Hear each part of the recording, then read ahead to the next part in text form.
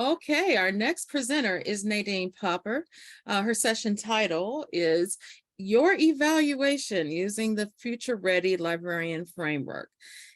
This is important because a lot of us are getting slammed on our evaluation, mainly because our principals really don't understand what we do, and they're still trying to evaluate us as a classroom teacher. And we all know that that is not right.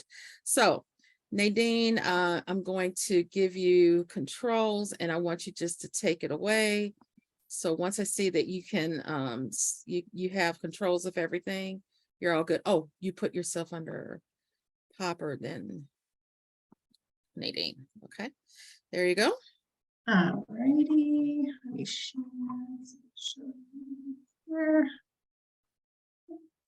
And I can see your screen. Okay, I want to make sure that let's get all that out of the way. I just want to remove and where am I at here? My presentation, where? Right there. And let's bring that up and that out of the way and presenter. Yeah. Okay. All right, everyone. All right, let's go to it again. Okay. I see it on my end, but I'm not certain if everyone sees it on their end. Can I get someone from the audience to tell me? Okay, they see it. Okay. Wonderful. Okay, am I big enough? All right. Okay, so I hope this is good. So my name is Nadine Poper, and I am in my 13th year as a school librarian. Okay, excuse me, Nadine, I'm sorry. Can you go full screen? Yes, I was trying to decide. See, is that better? Okay, how does it look, guys? I'm just waiting for somebody to respond.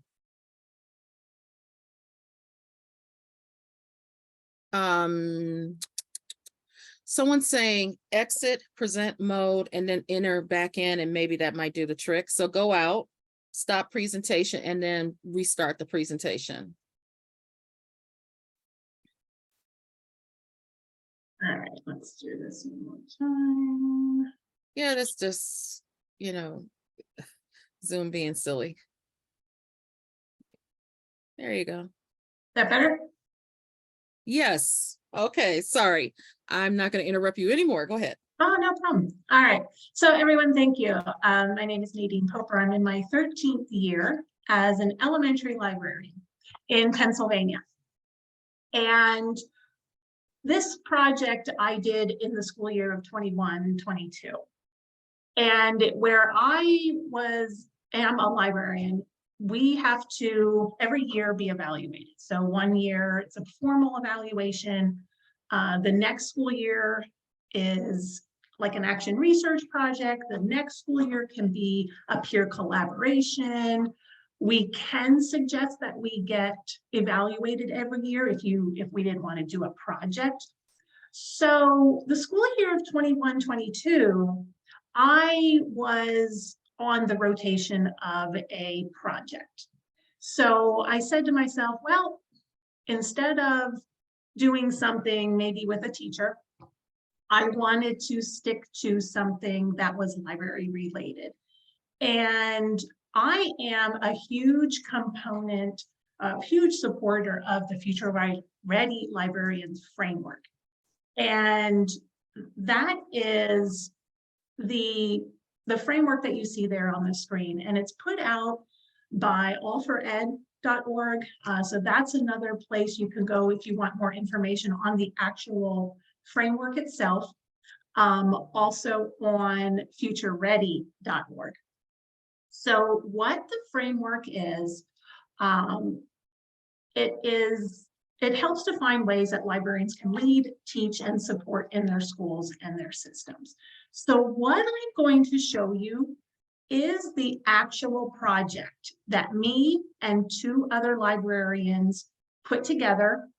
And this is the actual project that went before our upper administrators. So I didn't tweak it much for presenting it to you. I wanted to give you this project in the raw. And so I didn't change much, except I did update so that now that the project is over, what are the outcomes of that? So that is the most current. So what I'm going to do is just kind of take you through exactly what we did. So, well, let me back up first. If you're not familiar with the framework, it is a series of gears. And what we decided to do was pick 2 of the wedges or gears of the framework. And which 2 gears did we feel like our school district library program needed the most attention? So we chose the 2 wedges of budget and resources and the use of space and time.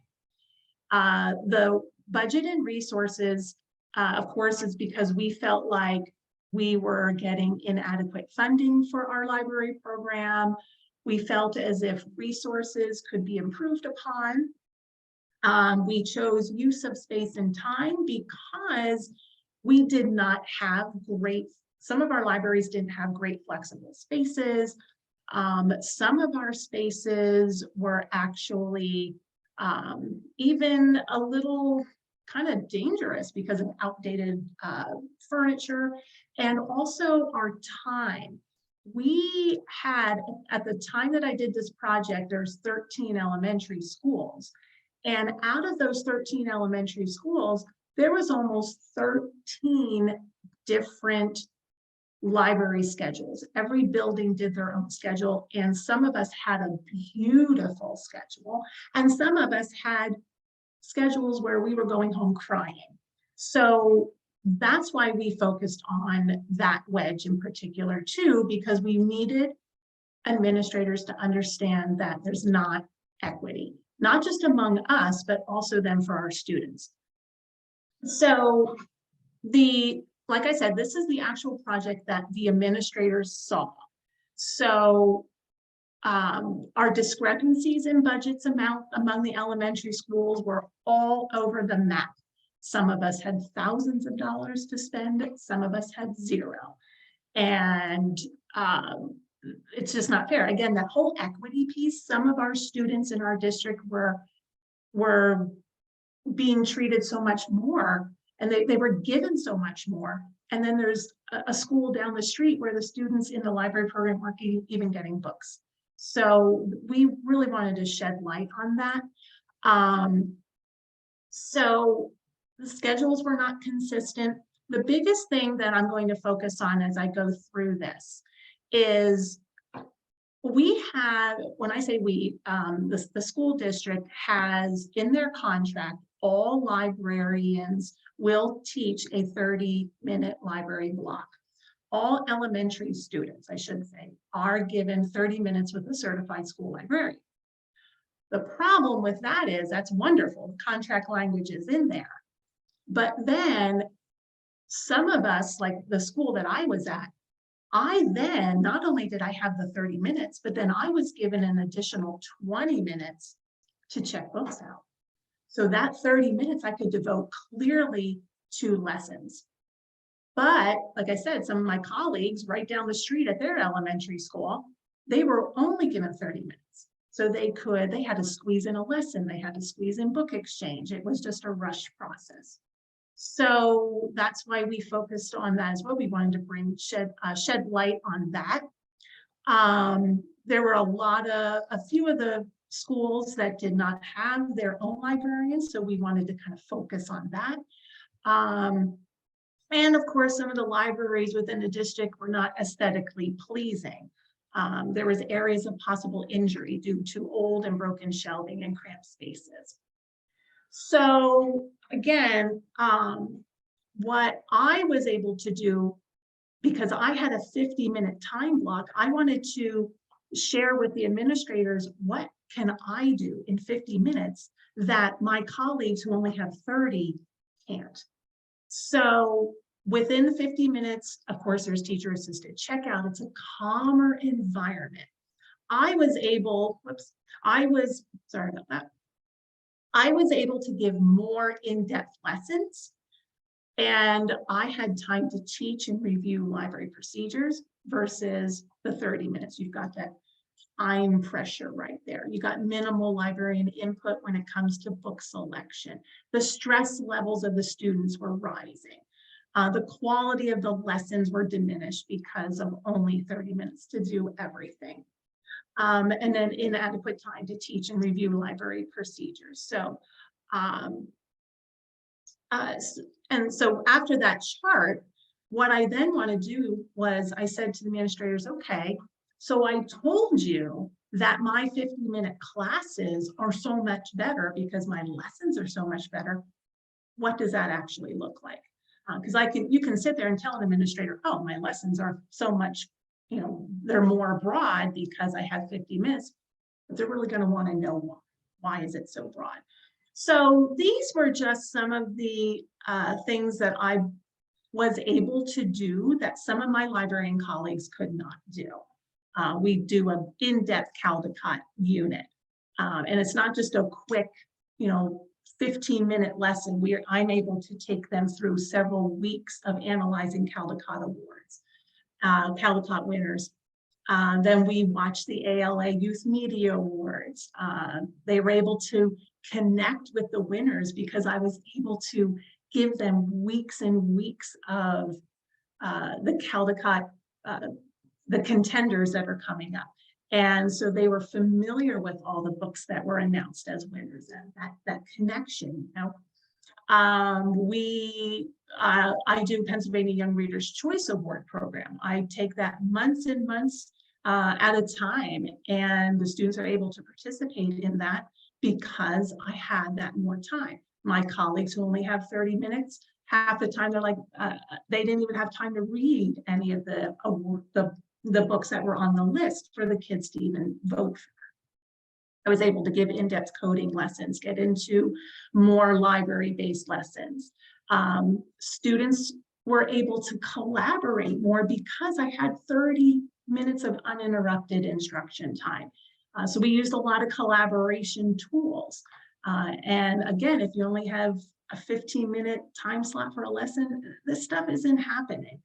So we really just wanted to make sure that the students were being treated more equitable.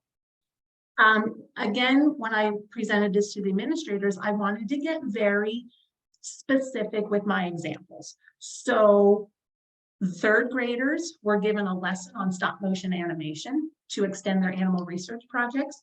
Why could I do that? Because I had a 50-minute library block versus it.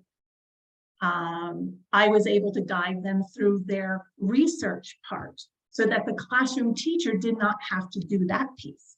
So there's that collaboration between teachers and librarians. All students were taught and given additional lessons on the scientific method when we had to do a whole school science fair. I was able to take that off the teachers' plates because I had that 50-minute time slot. I helped students choose their science fair topics. And just that extra pair of hands, and the teachers were very, they were just very grateful for that piece that I was able to provide to them.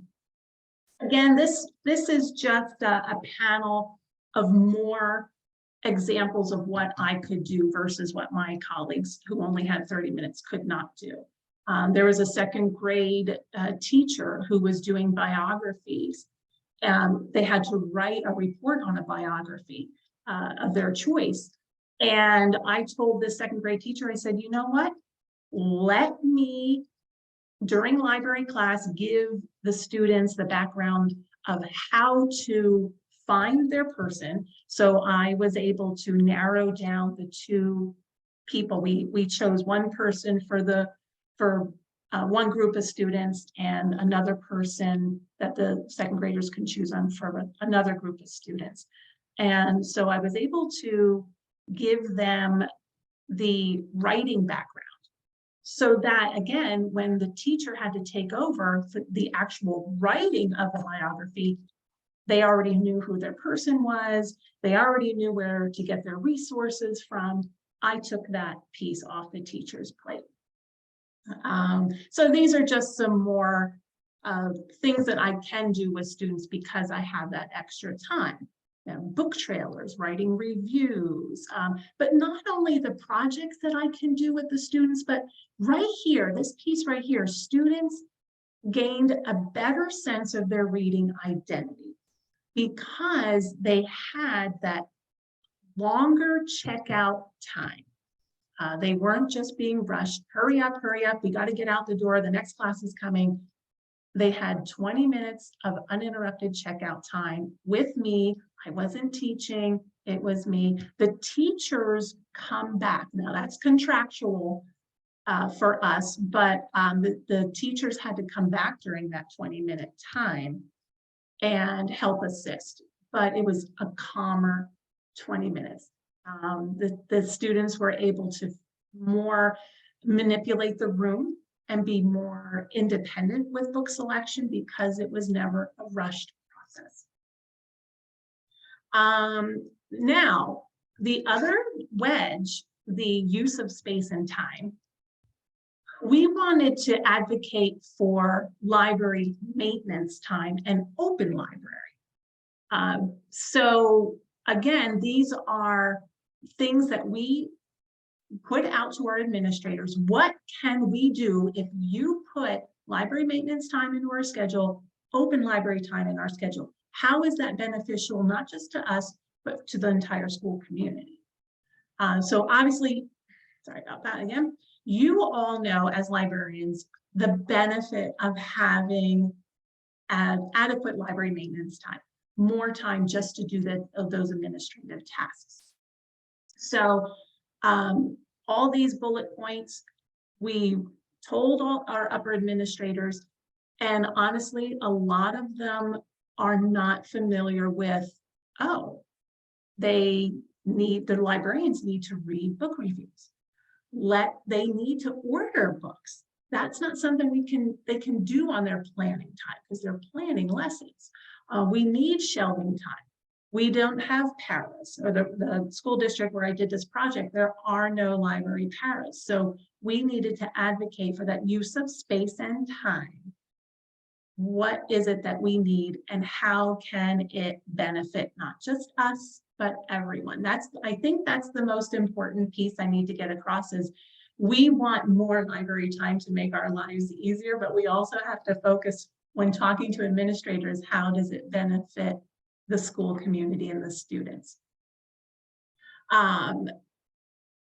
So once we put all this information together, we presented it to our administrators.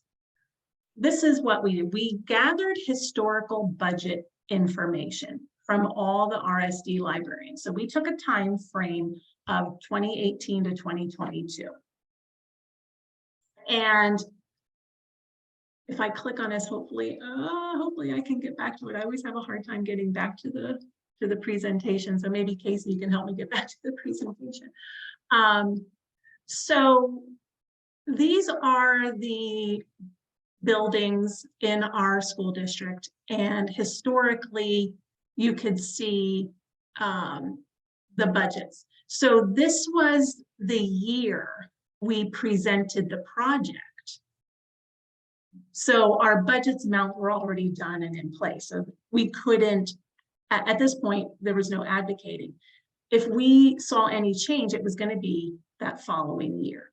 So what I did was I highlighted the schools that had an increase in their budget in blue, or it stayed the same. So if you see there, most of our schools had an increase in budget, or it at least stayed the same.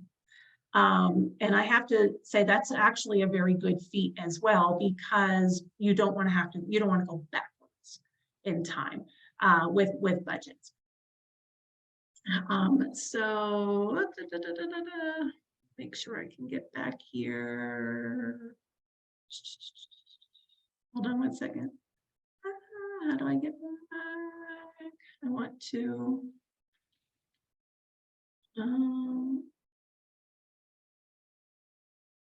No, I want to get back to my presentation. Sorry, guys. Try minimizing the screen, and then maybe you might be able to pop back into it. All right.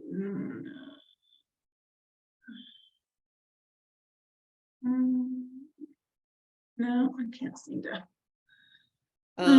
Go one section over where you have the box within a box. Maybe that might help. This one? Yeah. All righty. Sorry about that, guys.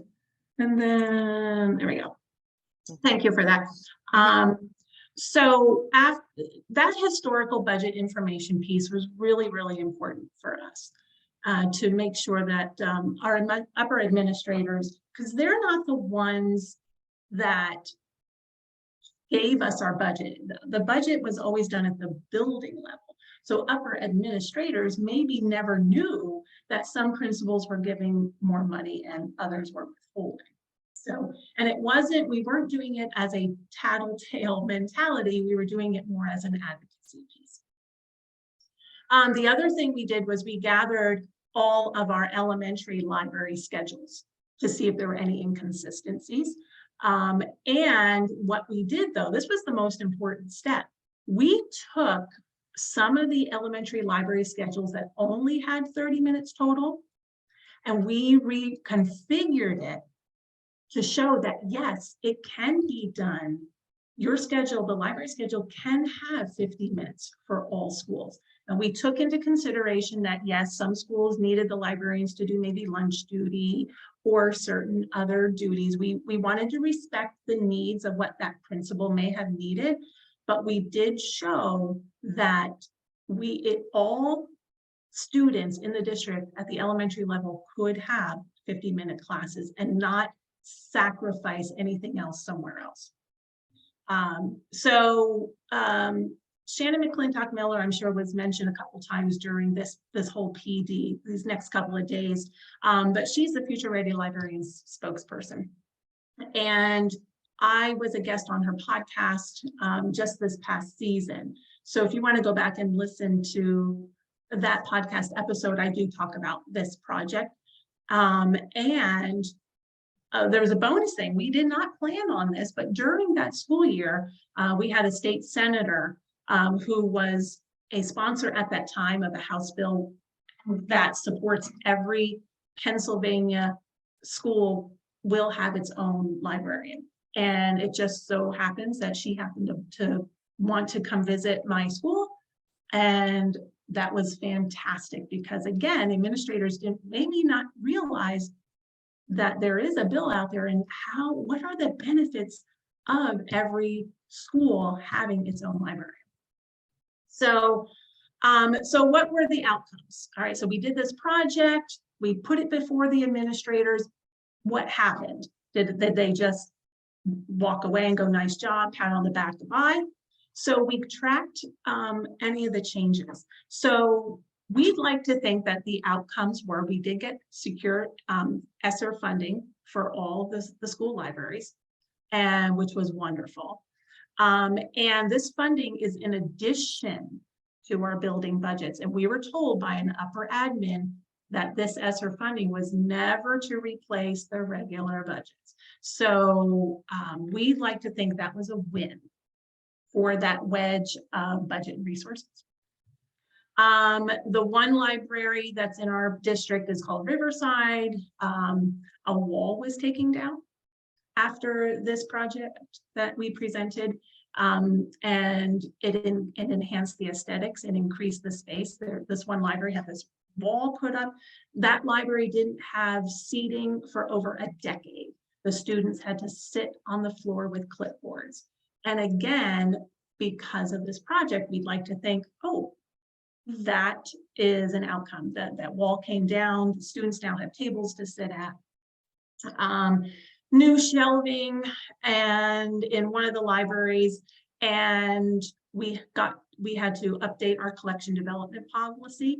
And all classes have 30 minutes instruction with a separate book exchange time. So After this project was at the end of last school year, that summer, so last summer, upper admin came to the librarians at the elementary level and said, okay, you will all now have a separate book exchange time. Now, I already had 20 minutes, but again, there were some librarians that didn't have any. So everybody was given at least 10 minutes. Okay, we'll take it. I had 20 minutes. I already showed the benefits of the 20. We'll take a small win. We'll take the 10 minutes, okay? And so quickly before I end, here is the most updated. So going now into this coming school year, I just got word that all elementary libraries will now have a 20-minute book exchange. So I'm like, yay! So we'd like to say that was because of our project. Budgets amount for next year, we're going to just continue to wait and see and make sure that the budgets stay consistent and fair. Another huge win, hopefully it's from this project. Every school in that district now has their own librarian. So that is a huge, huge win for us. So after the project, we're just going to continue to monitor the use of the library spaces. Just keep up with it. Once you get this rolling, just keep at it and making sure that you follow up with everybody. So I don't know if there's probably not time for any questions, but I would be glad to answer any right now. Well, I would just like to say it is important that you shared your experience, because oftentimes some of us are experiencing the same thing. So this is why it's important not to stay in your own silo, but to, come on a platform like this and share out, because you probably inspired someone, giving them ideas, or either giving them a better way, strategy as to tackle some of the challenges that they're experiencing in the district. Thank you very much, Nadine, for this. And I want to say this to y'all, please, please, please give her some love in the chat, go on social media. This is a great presentation and it will be shared in its entirety, right? Yes. Okay, great. Right, because I'm pretty certain some people want to go back in, take a look at the comments and the notes, to really get a good handle of what you experienced. Okay, we have a 1 to 1:30 lunch period. So we're going to take a break. I know I am. I didn't go to the mailbox yesterday, so I got to go to the mailbox. So on that note, please make sure that you come back this afternoon. We have a really big lineup this afternoon of presentations, and one of our hosts, which is Literacy Nation, will be presenting at 5 p.m. this afternoon. So make sure that you come back. We will log back on at 1:25 roughly Eastern Standard Time. So we will be back at 1:25 Eastern Standard Time. I'm going to stop the Zoom so that all the recordings can start, uploading right now.